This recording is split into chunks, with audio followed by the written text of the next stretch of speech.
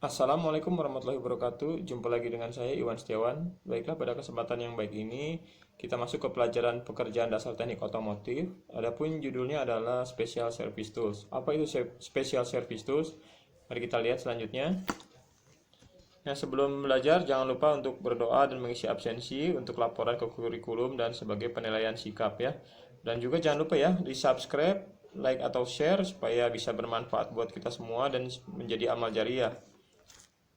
Oke, tujuan pembelajarannya adalah supaya kalian bisa mengklasifikasikan macam-macam special service tools atau disingkat SST ya.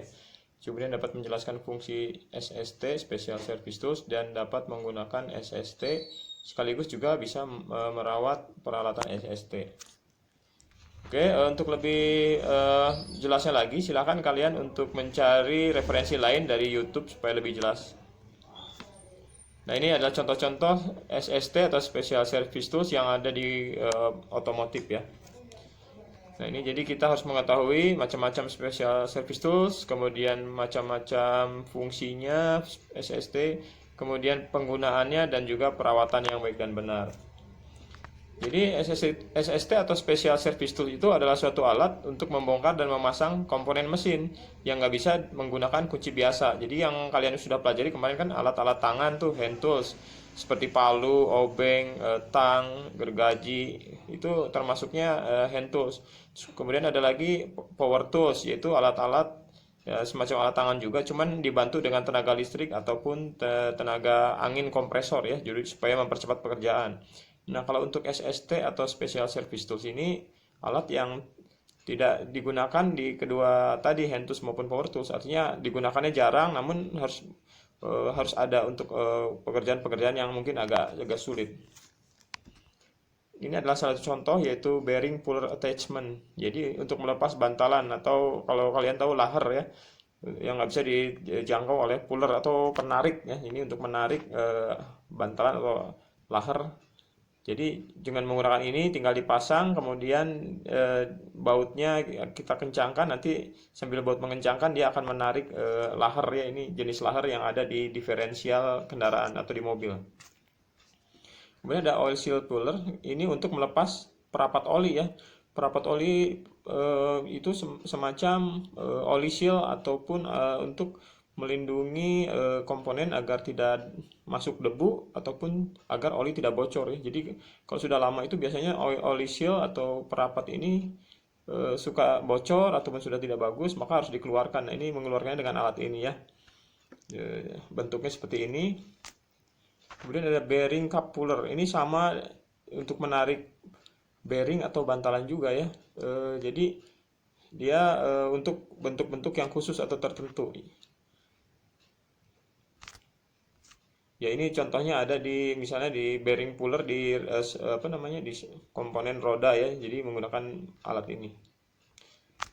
Kemudian ada universal puller. Nah, ini bentuknya seperti ini, sama juga untuk menarik atau melepaskan bearing atau bantalan ya. Jadi sambil mengencangkan, sambil dia mengencangkan itu ke kanan ya, si bautnya maju, tetapi kakinya ini kan ada tiga, kakinya ini akan menarik bantalan atau puller ini. Kemudian ada clutch aligning tools. Nah, ini biasanya untuk memasang kopling ya. Biasanya mobil ini ganti kopling ya dengan yang baru. Nah, untuk memasang ini harus lurus. Jadi supaya nanti apa namanya poros transmisi bisa masuk ke rumah kopling ini ya. Jadi untuk kendaraan juga. Untuk memperlurus antara lubang untuk transmisi dan lubang rumah kopling. Yang biasanya ini ditempelnya di flywheel atau roda gila. Sliding hammer yaitu melepas komponen yang memerlukan hentakan atau kejutan seperti bearing. Nah, ini bisa untuk melepas bantalan itu tapi dengan kejutan ya. Caranya itu kayak ditarik ke belakang ya, dihentakan, nanti dia akan tertarik si komponen itu. Ya, nanti kita lihat di lapangan ya. Atau juga bisa misalnya as roda mobil. As roda itu kalau ditarik dengan tangan biasa itu susah. Jadi kalau pakai alat ini dia akan memperingan kerja kita dan juga akan lurus keluarnya. Jadi as roda itu keluar dari rumahnya ya, dari rumah as roda. Kemudian ada lagi ring kompresor untuk menekan ring piston. Nah, jadi kalau misalnya kalian mengganti piston, kemudian mau memasukkannya supaya masuknya itu lurus, itu menggunakan alat ini ya. supaya ring akan ada ring kompresor dan ada ring oli ya. Jadi ring kompresor sama ring olinya supaya tidak mengganjal ke lubang silinder. Ya, jadi nanti dipres pakai ini, kemudian nanti pistonnya dipasang dan dipukul-pukulkan dengan kayu dan masuk sedikit-sedikit ke dalam silindernya. Kemudian ada piston ring plier sorry, untuk melepas dan memasang ring piston agar tidak mengalami kerusakan. Nah, ini juga untuk memasang atau melepaskan ring piston ya, ring kompresi, ring oli itu menggunakan alat ini. Jadi kalau pakai obeng bisa, cuma nanti takutnya patah atau bengkok. Jadi kalau dengan ini mudah dan tidak merusak ring piston atau ring oli. Kemudian ada lagi valve spring kompresor, yaitu alat untuk melepas dan memasang klep atau katup ya. Jadi kalau misalnya di pegas katup atau klep itu kan ada penguncinya. Nah, itu supaya pernya tidak mental dan penguncinya hilang, itu dipres dulu pakai alat ini ke pernya, pegasnya. Kemudian kita tinggal congkel pakai obeng untuk penguncinya. Nanti memasangnya pun lebih mudah. Kemudian ada oil filter remover, yaitu untuk memasang dan melepaskan filter oli. Jadi filter oli di mobil itu mengencangkan atau membukanya dengan ini, jadi supaya tidak merusak bodi filternya ya. Dan ini ada yang namanya coil spring kompresor, yaitu alat untuk menekan pegas koil. Ya, pegas koil itu pegas apa? Per ya. Jadi kalau misalnya di mobil itu kan ada pernya yang terpasang pada shock absorber atau kalian menyebutnya shock breaker. Jadi kalau misalnya mau ganti shock absorber atau shock breaker itu pernya harus dilepas. Nah, supaya tidak mental pada saat kita membuka bautnya, maka si pegasnya ini harus ditekan dulu, dipres, kemudian kita buka bautnya. Nah, supaya aman. Nanti pada saat memasang juga dipres dulu, baru kita pasang bautnya. Jadi ini untuk pengaman supaya tidak meloncat ya ke apalagi mengenai wajah kita atau orang lain. Selanjutnya ada ball joint separator atau tracker ball joint. Nah, ini ball joint separator atau tracker ball joint itu special service tools atau SST untuk melepas ball joint dari dudukannya. Jadi ball joint ini salah satu komponen yang dekat dengan roda depan ya. Biasanya itu untuk pengemudian, untuk belok kiri dan belok kanan. Jadi ball joint itu ya berbentuk bola dan biasanya lama-lama harus diganti juga. Jadi kayak engsel ya, bisa ke kiri ke kanan gitu. Jadi dia fleksibel gerakannya. Jadi itu juga harus diganti. Nah, ini alat untuk melepaskan ball joint.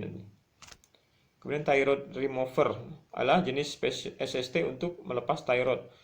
Nah, ini intinya untuk membuka tie rod itu adalah kalau kalian lihat di roda depan situ di bawahnya ada batangnya ke kiri, roda kiri dan roda kanan itu buat disetel. Jadi biasanya ini untuk menyetel sudut roda ya. Jadi roda itu tidak lurus sama sekali tetapi ada sudutnya. Nah, ini kadang-kadang tie rod ini juga bisa bermasalah ya. Jadi harus diganti atau disetel panjang pendeknya.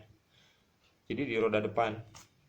Kemudian ada disc brake piston kompresor untuk menekan piston kaliper untuk mempermudah pemasangan kanvas rem baru. Nah, jadi ini kalau untuk rem cakram ini kalian nyebutnya kanvas ya, tapi sebetulnya kalau di bahasa teknik umumnya disebutnya pad. Jadi kanvas atau pad ini kadang-kadang harus diganti karena sudah tipis. Nah, pada saat mengganti dengan yang baru susah masuk karena piston penekannya ini menghalangi. Nah, ini harus dimasukin piston penekannya. Ya, kalau yang manual mungkin dipukul-pukul pakai alat, tapi itu tidak bagus. Yang bagus adalah pakai disc brake piston kompresor, jadi masuknya mudah dan juga lurus. Kemudian ada differential flank holder. Ini untuk menahan flank pinion agar tidak bergerak atau berputar ketika drive pinion dilepas. Nah, ini adalah drive pinion, itu adalah komponen dari diferensial ya di roda belakang biasanya.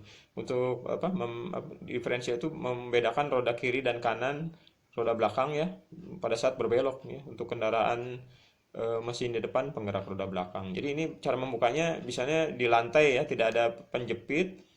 Ya cukup ditahan pakai ini, kemudian nanti kita buka mur atau bautnya dengan kunci shock. Kemudian ada oil seal protector sleeve untuk melindungi seal oli ketika dilakukan pemasangan. Nah, ya jadi ini adalah untuk memasang seal oli atau perapat ya. Jadi kan tadi kita ada alat pembuka seal oli yang rusak ya. Seal oli yang sudah sobek itu kita pakai alat membukanya. Nah, kalau ini untuk memasangnya, jadi supaya seal olinya ini masuk dengan pas dan lurus. Jadi cuma cukup ditekan saja. Kemudian ada obeng ketok atau impact driver. Ini untuk melepas membuka baut yang keras. Ya, biasanya sering kalian lihat itu di sepeda motor membuka crankcase. Crankcase itu kayak blok mesin ya. Jadi bautnya itu kalau pakai obeng biasa tuh tidak tidak kena untuk membukanya. Jadi biasanya menggunakan obeng ketok atau impact driver. Jadi ini apa namanya, mata obengnya ini bisa diganti-ganti yang minus atau yang plus. Jadi kalau misalnya mau membuka disetel ke kiri, kemudian diketok pakai palu, dia akan memutar sendiri si kepala ininya, apa namanya, obengnya. Kalau mau mengencangkan diputar ke kanan, kemudian nanti pada saat diketok kepala obengnya saja yang berputar ke kanan. Ya, tapi jangan sampai salah. Maksud kalian ingin membuka ke kiri, ternyata malah mengencangkan ke kanan. Jadi nanti jebol si baut atau murnya. Ya, seperti itu. Atau mau mengencangkan, malah kalian setel ke kiri, malah makin longgar. Kemudian ada lagi injektor tester, yaitu untuk memeriksa tekanan injektornya. Ini biasanya untuk mengecek injektor nozzle. Injektor nozzle itu alat penyemprot bahan bakar pada diesel ya, pada mesin diesel. Jadi dia sistemnya injektor. Jadi ini untuk mengecek tekanan solar pada injektor itu apakah bagus atau tidak. Kalau misalnya bisa diganti, apa, dirawat, nanti harus ada yang diganti. Seperti itu. Jadi semprotannya itu bagus atau tidak, apa belok atau menetes ataupun menyemprot sempurna. Jadi ini prinsipnya adalah tekanan ya. Tapi di sepeda motor mesin bensin juga sekarang udah pakai injection ya, cuman beda konstruksinya, injection atau injektor motor bensin dan diesel. Kemudian torque wrench atau kunci momen untuk mengencangkan baut. Jadi ini hanya untuk mengencangkan baut saja dengan kekencangan tertentu. Ya fungsinya apa? Supaya tidak terlalu kencang. Kalau terlalu kencang nanti patah. Kalau terlalu longgar nanti lepas sih rodanya. Jadi ini harus ada apa, ukuran tertentu. Misalnya kalian menyetel ke 11 kilo. Ya nanti pada saat ukuran 11 dia akan berbunyi klik gitu ya. Nah, jangan diteruskan karena itu udah setelannya, jadi jangan terlalu keras, jangan terlalu longgar. Jadi ini macam-macam kunci momen juga ya. Nanti kita bisa lihat lebih jelas di lapangan.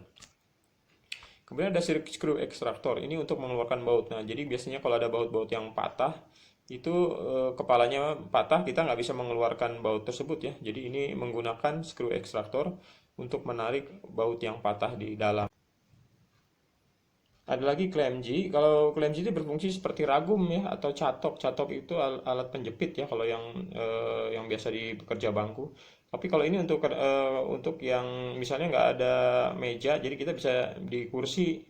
Jadi ini tinggal dijepit, kemudian kalian melakukan proses penggergajian, jadi supaya tidak apa goyang ya. Kalau cuma diinjek pakai kaki kan susah, atau dipegang tangan sambil menggergaji ini tidak stabil. Jadi pakai klem G sudah cukup.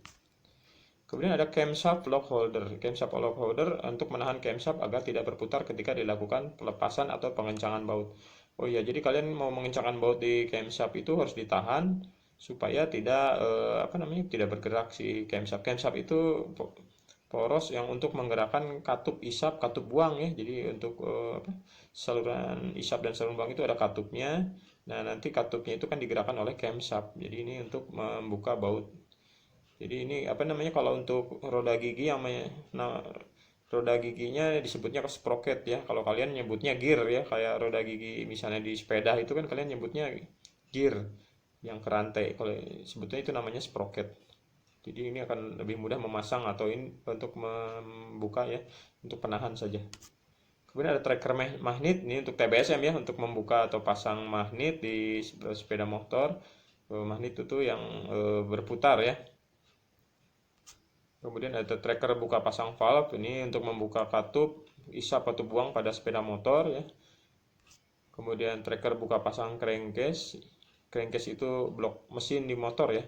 Jadi supaya membukanya itu lurus ya, atau memasangnya juga lurus menggunakan ini tracker buka pasang crankcase. Kemudian tahanan rumah kopling. Nah, ini untuk membuka kopling atau mengganti kanvasnya supaya tidak mental ya. Jadi ini biasanya kalian bisa lihat di CVT ya, bagian belakang.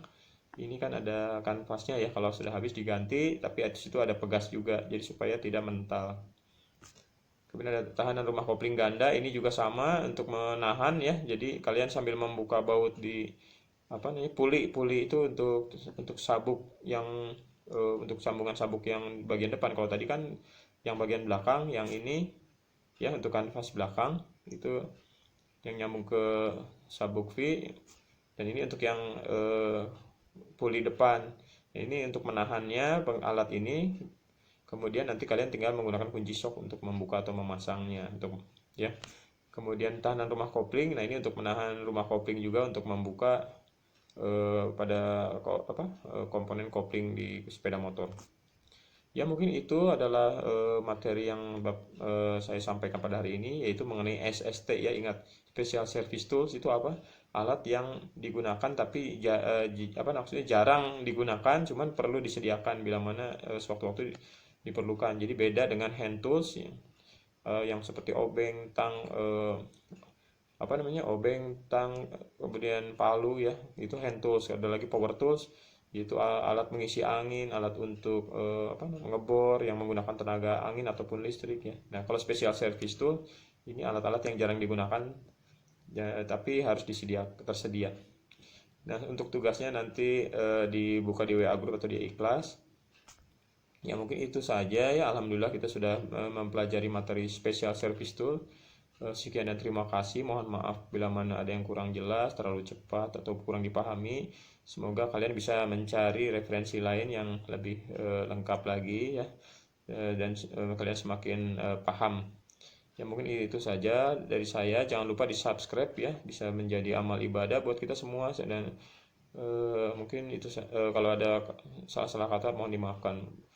Wabillahi taufiq wal hidayah. Wassalamualaikum warahmatullahi wabarakatuh.